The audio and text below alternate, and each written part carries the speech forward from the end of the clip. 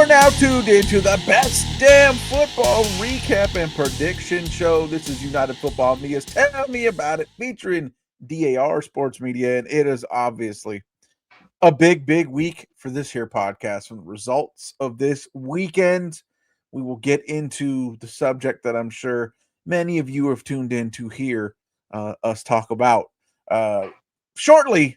When we say in these other shows, this is a recap and the best damn prediction show, the prediction was made that this Bears Rams thing was going to be cinema, and it ended up being cinema times 10. The weather, the players, some of the plays that were made, the things that happened in this game. It's tough. It's tough that the Bears Cinderella run struck midnight. It looked like it was going to continue going on. Not quite, but you have to imagine that the Bears fans feel hopeful and that they got themselves one. I think that the phrase "Caleb's going to do it to him" is here to stay because what he did in the end of that game, that throw wasn't just it's not just that he made the play, he made the elusiveness, he had the vision to put it in the area. He was literally throwing it to that guy. Like it was like a legitimate pass that got dropped right in the bucket. Incredible. There was people saying prisoner of the moment, but I think it's open for conversation. People saying that was the greatest throw they've ever seen in their lives, considering the situation, considering the degree of difficulty, considering the accuracy, considering the distance. Just insane on all levels. There was also several Matthew Stafford highlights that went into that game that were insane. A pass that went from one hash to the opposite sideline on a straight, like a laser, right into the hands of the receiver on the inches line of the sideline. Incredible stuff. Both teams showed everything they were going to be and more. Damn. Tay, I think you got to be happy with the team that you kind of adopted this year, even though time ran out on them finally. I think you got to be pretty damn happy with what you saw out of your boy Caleb Williams. You called him generational so many times. He was doing generational things this past weekend because Chicago looks like they got themselves one. Wow. Yeah, I mean they had a great season. Just them playing from behind a ton. And it working out. That finally came to an end. They couldn't get it done in overtime. They had the ball. They decided to go defense first. They got the stop. They didn't score, so they lost. That's just what happens. And that happens to teams that play from behind. They don't get it done. Situations like that, and that happened. And I mean, they tried it. They played it again. That was a really good game. Both teams they wanted it. Both teams wanted it, but excellent. That's it. They got the ball. They got the ball in overtime, just like the Rams did. They didn't score, so they lost. That's really what it goes down to. They don't really have that many. Like when they need it, they've gotten it. But when it's like less pressure, I feel like overtime is like less pressure. Like, oh, we can potentially get a stop again and get. They didn't, So it kind of sums up how they were playing this season. But yeah, I mean, it was a great year overall. I mean, they learned a lot. They got a lot of cap issues though, so they have to deal with this all season. But yeah, I'm looking forward to next season for sure. Apollo, what'd you see, man? Tell me about it. And it was a fairly even game from most of the standpoint of if you look at the pass attempts that Caleb Williams and Matthew Stafford had, I think it was just about even. I think it was like 42. Now the big difference is Caleb Williams. He showed me something. I was down on him coming out last year, but he's shown me something. He's shown that the kid is a gamer. He has this clutch gene that's it's a few guys that had that clutch gene, but not on a level like this kid. This is just like, hey, it doesn't matter how far we're down. I got y'all. You know. Now, unfortunately, he is a gunslinger. He is a gunslinger of the highest order, Brett Favre levels gunslinger, because this boy will make some great throws. He'll make some bonehead plays. As great as he was the reason why they lost. Those 3 interceptions were the difference of the game. The Bears usually didn't have turnovers.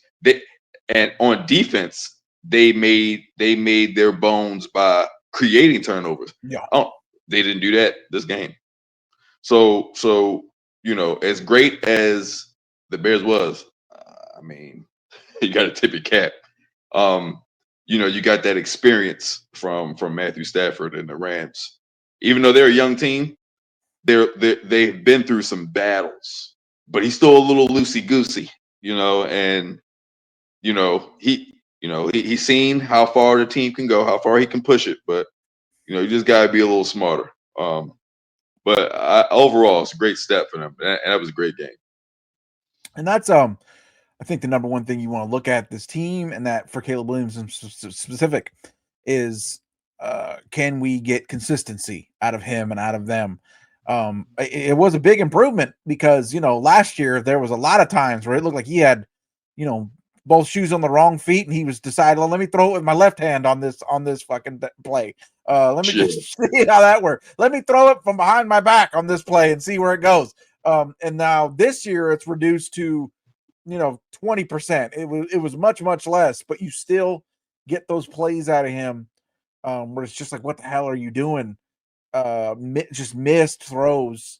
So you would hope you continue to see improvement in the consistency. On the other side of the NFC Championship matchup, and I told you guys, I like Tay's logic, right? He's like, hey, the Niners have been figuring it out. They're going to keep figuring it out. There wasn't shit to figure out on Saturday night. At a certain point, like I said, it's just too much to ask. It's just too much, too many players going down. And that's what I was explaining. I was talking to people to the game. You can piecemeal together things against other teams with major deficiencies, right? Like you can take an offense that has the third, fourth, and fifth receivers starring and the backup tight end and the backup guard. You can do that if the defense is bottom 20. You can make that work, but you're not going to be able to take a subpar roster injuries wise against the elite teams that's when it's going to run out. When you're dealing with the top 5%, you're just not going to be able to pull it off because the deficiency, the gap is just going to be too great to be made up for. And that's what we saw. And it don't help when you're making special teams mistakes, when you're fumbling the ball early. That right there, you're handing stuff off and stuff even to have a chance of pulling it off, you need to play the perfect game, and that's not what was going on, and it wouldn't have helped that much anyways. I'm at peace with it. Hey, after that Eagles win, the season was stamped, certified.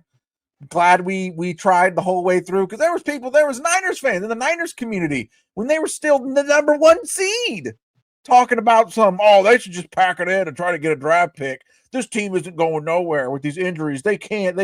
I'm like, what are we supposed to do? Should we just review the rosters at the beginning of the year and hand out the fucking the championships? I bet the Buffalo Bills wish we did that. But that ain't how it works. And I'm glad the Niners didn't do that. And I'm glad they made it as far as they could, made a very admirable showing. Tay, thoughts on what you saw, man? Seattle and San Francisco. Tell me about it.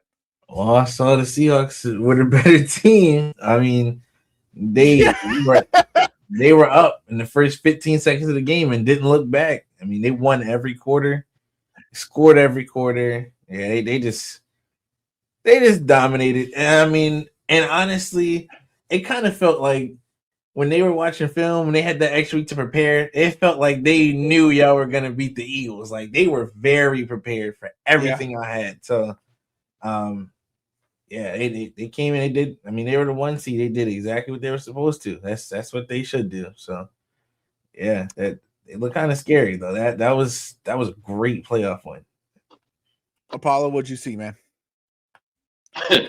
Oh man. I guess I was a week too soon when I thought of the Niners' demise. Because this was brutal. I'll put it like this: it's so bad. Cooper Cup was the leading receiver for Seattle. We're When we gonna heard his name, get into w- some of the more interesting stats about that passing game here when we do the picks. w- Yeah. w- when the last time have we heard this man's name being the leader of anything? So yeah, that's how bad it was. I mean, 3 turnovers doesn't help either. Nope. 3 turnovers and a Um, kick return touchdown. Forget it. Even if and they're playing equal rosters, yeah, can't do yeah, that. Yeah. yeah. So it was a tough, and I guess how much would George Kittle have helped? Maybe not that much. Eh, Probably better than six. um, Probably better than six, but yeah. uh, still, I don't know, man. Just like it just ran out. I mean, like I said, you were getting gym guys, gym managers. You know what I'm saying? Yeah. So I don't know, man.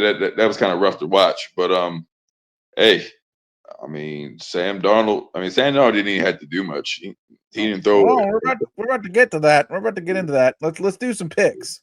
All right, so we're gonna move on to the picks part of this particular matchup. We got our guy True in here, which is the preamble to obviously the AFC side of this discussion, with I know he's very excited about. Somewhat. Rams, Seahawks. What Apollo was talking about before we got into this segment. This has been a few weeks now where not only has Sam Darnold not done a whole hell of a lot, but it seems like that is a purposeful choice on the behalf of the coaching staff. So, are they going to be able to get away with that against the Rams? My vote is no. I think the Rams have all this experience. They've been through the battles. They've been through on the road this whole time. I think they're the better overall team. I think this is their year. Barring injury, this is a very nasty, hard-hitting, elite defense that Seattle has. Stafford could get hurt. Nakua could get hurt. Adams could get hurt. Something could happen. But I think they went across the country, played a tough game, got the win. They went out there in the snow when it seemed like all the momentum in the world was on the side of God's chosen team, the Bears, and they sent them home, got through it. I think they're going to do it again. I think the Rams are going to the Super Bowl. Tay, what do you think, man? This one's weird. It is. It is. Yeah, definitely a weird one. Like, I think Rams like one of the like high powered offense, and then Seahawks best defense. So it'll be interesting. I think I'm gonna go with the Rams. The Rams keep figuring it out, and that experience does show. Like, Yeah. when they need it, like they were down against the Bears, they were down against the Panthers, and they just find a way, and their finding a way is different. Like, they know what they're doing. Like Stafford he's like a good leader for them. They know what they're doing over there. So yeah, I That think, they and got they're right. older too. Like, he may not ever get this far again. Honestly, like he's old. And well, they have the motivation as well, both with the age, but like they almost got there last year. Remember, that was the NFC Championship game. I said this was Right. gonna, they got this far last year, and that has to stick with them. It has to sting. Like, Yeah. this year, we're gonna You don't close wanna out the deal. Exactly. You don't want to keep This year, you're doing going to get Sam Darnold in the NFC Championship. Like, come on, guys. Right. Damn. Yeah. Oliver, So what do you think? You know what? It's a close one. I think the Seahawks are actually favored by almost a field goal right now. It's a little tricky to me. There's no Zach Charbonnet for Seattle. Yep. I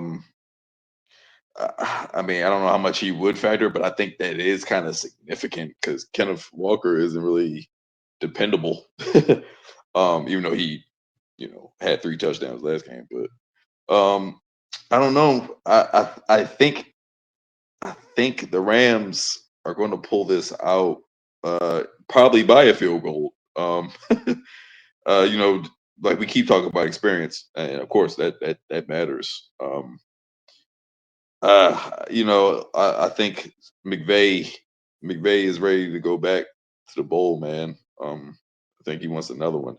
To be honest, I think Sean McVay is probably the best coach in the league. So Yeah.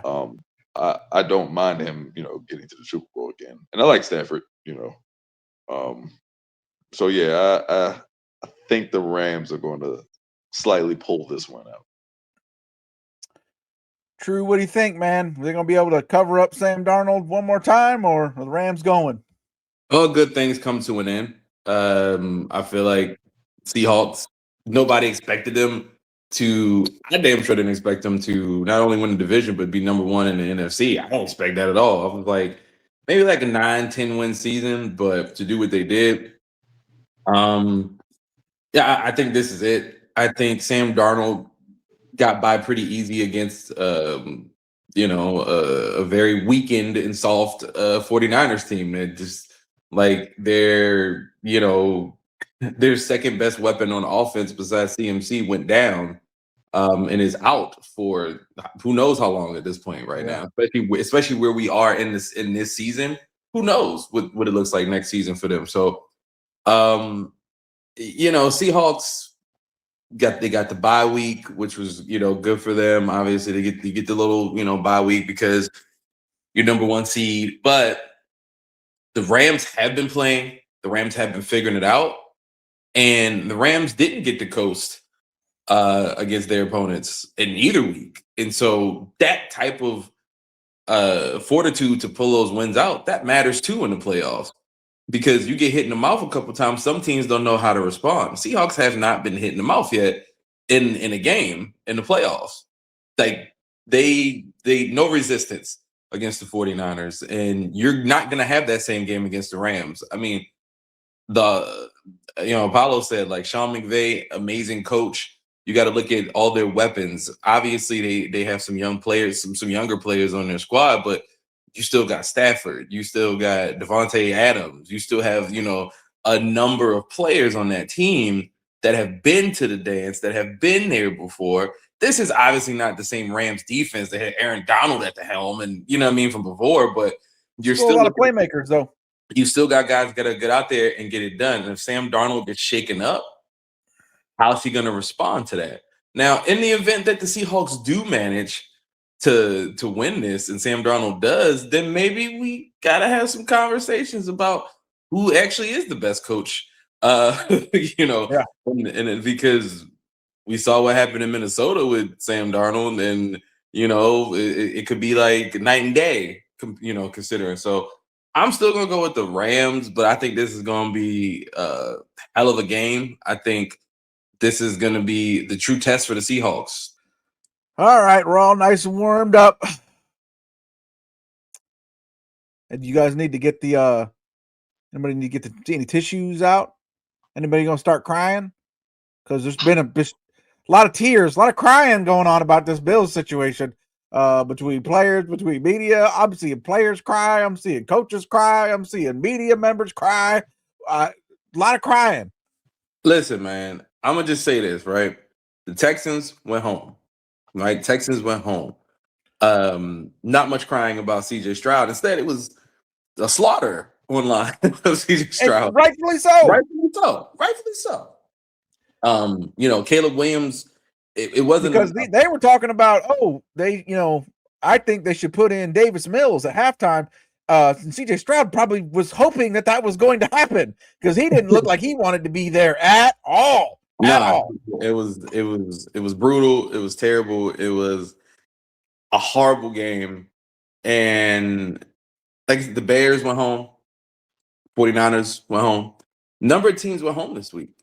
And, there's no please being caught for Brock Purdy like that about there's no crying for Brock Purdy in terms of, oh man, they were all hurt. And he would have the biggest case of anybody that would need an excuse of what I happened. wish Brock Purdy went out there and had 4 fucking turnovers, ones that directly cost them points.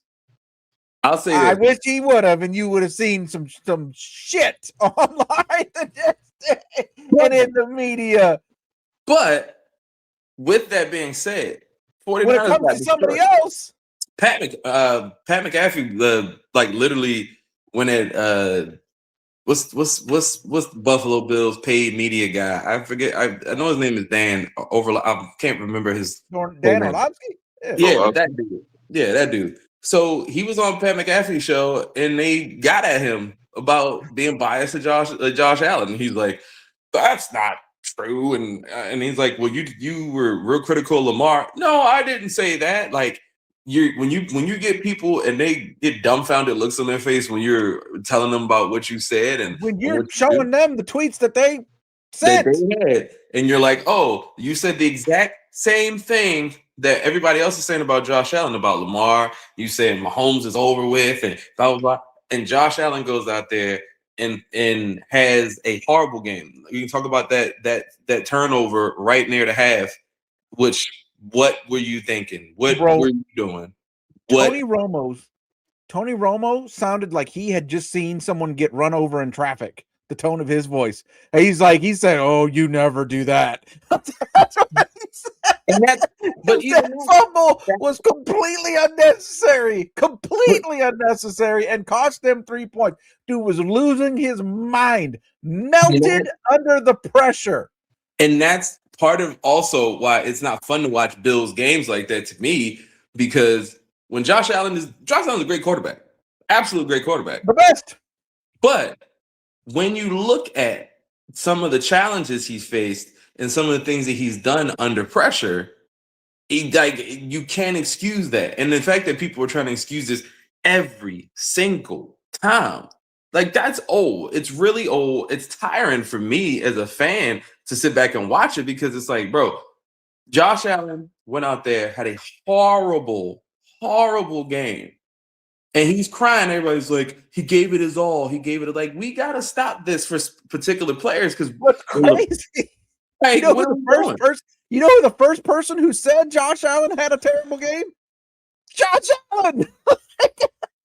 He's trying to be accountable. He's like, I fucked that game up. That's on me. I had a bad game. My teammates count on me to be Superman, and I failed. I had a shitty game. I lost us that game. And all of us, everybody else, just try to act like that's not the case. Josh Allen will agree with us. When your child does something that they give it their best and they don't do well, you give them very kind words. You try to give them like, "Oh, it's gonna be okay. It's gonna be okay. You got this." So that you give them empowerment.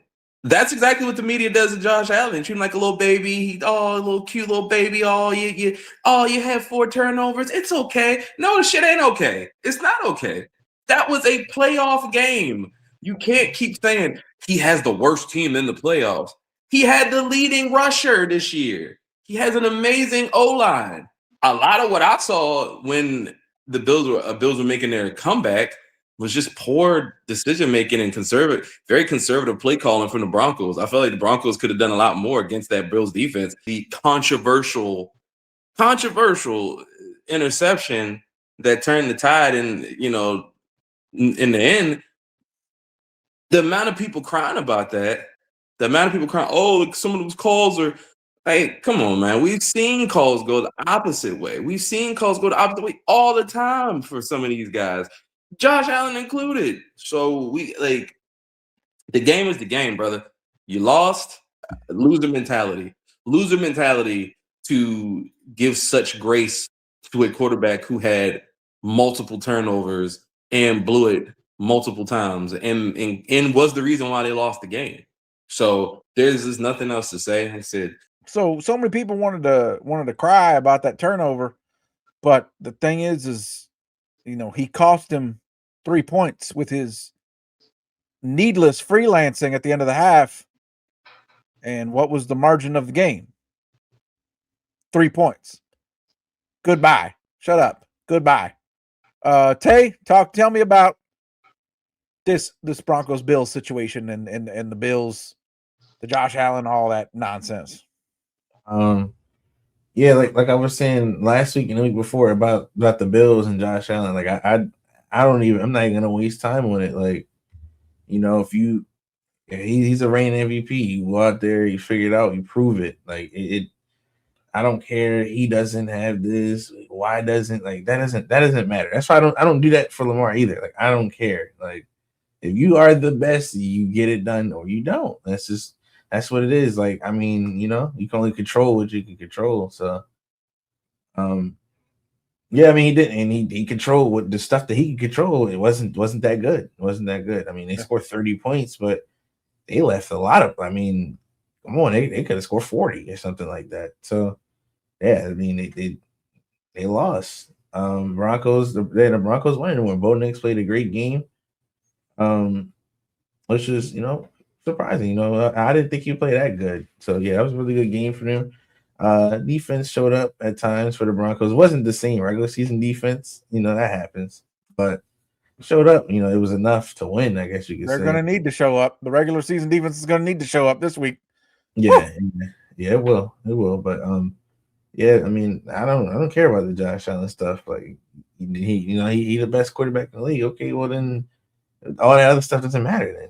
I don't care who's your receivers. Oh wow, like I've seen Tom Brady have great receivers like that. He elevated. Mahomes ain't have great receivers like that. He elevated them. So he should do the same thing. That is what it is. Like, one thing we do got to point out. Got to give you your cred when it's there. Taze takes. You called it right down. This Bills Texans situation. You said that you would take that Patriots defense against CJ Stroud and this Texas offense all day, twice on Sunday, and damn, if that wasn't the way it went. They had him in a nightmare on Sunday. CJ Stroud conversation is going to need to happen because they tried to blame the offensive coordinator last year and fired him, brought in a new offensive coordinator, and it don't look no different. If anything, it's starting to look worse, especially on Sunday. That fella looked like he would rather be any place other than where he was at in a playoff game as an NFL quarterback. Now, here we are. It's 30 minutes after the game. I had to triple check the account that I first saw this on because I thought it was one of those joke accounts, one of the satire accounts, the Centel, whatever the hell. Bo Nix, broken ankle. The Patriots went into that first Tom Brady-less season after the Cam Newton situation, I believe, with Stidham as their starter for a reason. Stidham has some tools. He really does. He got a live arm. He can move. He can use his feet. Create outside the pocket. It ain't nothing. But like the example I used earlier, backups versus elite. If he was a back and he was going against another team that had a big offense and a shitty defense, but that's not the case. The Patriots have pretty close to an elite defense that's getting better and better. They have a great schemer in Vrabel as their head coach. But I will say, between Stidham, between the home field advantage, between Sean Payton, the defense, I would be surprised, but not shocked if they're close in the second half. What are your thoughts, man? Are they going to? So I'm still going to go Patriots, but I think I have a little more faith that maybe the Broncos can mount a fight here than others. What do you think, Tay? Yeah, I wouldn't count the Broncos out. I'm not saying I'm picking the Broncos, but I mean, you got to add the factor.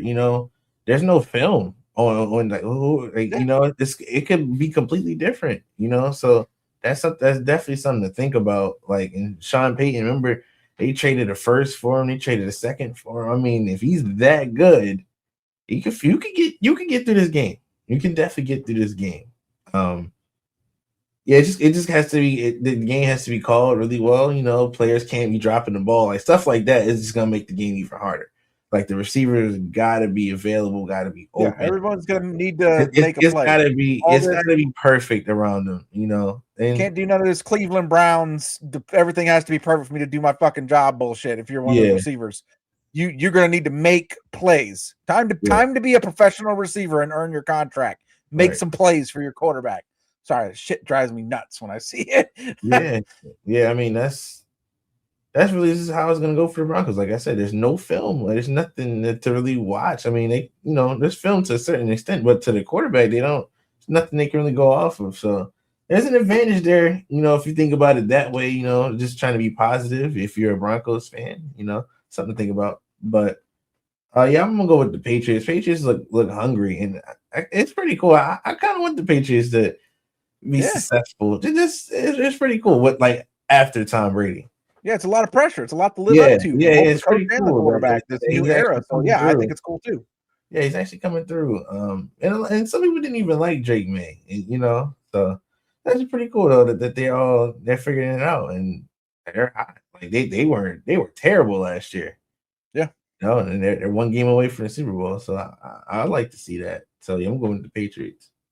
True. What are your thoughts, man? As a Broncos fan, you're huddled down in the trench. You're waiting for that last charge. The bad guys are coming over the hill. You're heavily outnumbered. You got bayonets fastened. What's going to happen, man? At least go out with some dignity, right? At least make a fight of it.